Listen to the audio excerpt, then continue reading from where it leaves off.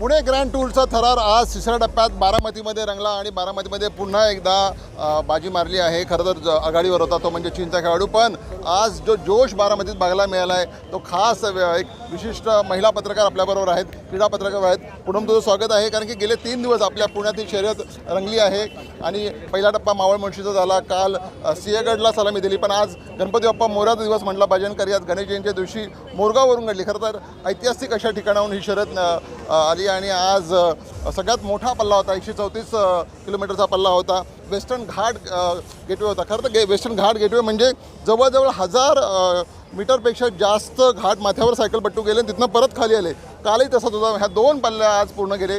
एकंदरीत आज सकाळपासून तुमच्याबरोबर आहे, पहाटे लवकर उठली आहे, गाडीत बसली आहे, पुरंदरला आली आहे। एकंदरीत काय अनुभव आहे हा पुणे ग्रँड स्पर्धेचा?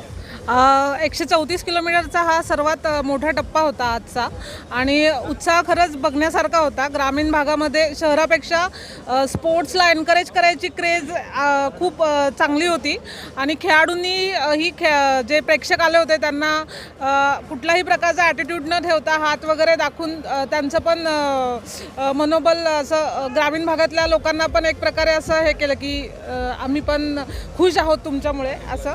आणि सगळ्यात एकंदर जोश बघितला तर खूप छान वाटलं। माझ्यासारख्या पत्रकाराला आंतरराष्ट्रीय सायकल स्पर्धेचं वार्तांकन करायला मिळालं, त्याचा अनुभव घ्यायला मिळाला, ही पण माझ्यासाठी खूप मोठी गोष्ट आहे।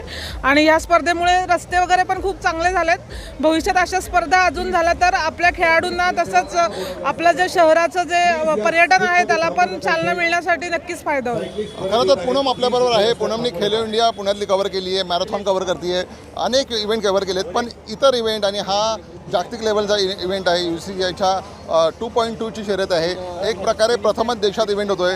काय म्हणशील, कारण की हा इव्हेंट आत्ता थांबणार नाही आहे, ही शर्यत कंटिन्यू होणार आहे। जसं टूर द फ्रान्ससाठी फ्रान्स प्रसिद्ध आहे, तसं टूर द ग्रँडसाठी पुणे एक जगाच्या नकाशावर आलं आहे आणि परंपरा कायम राहणार आहे।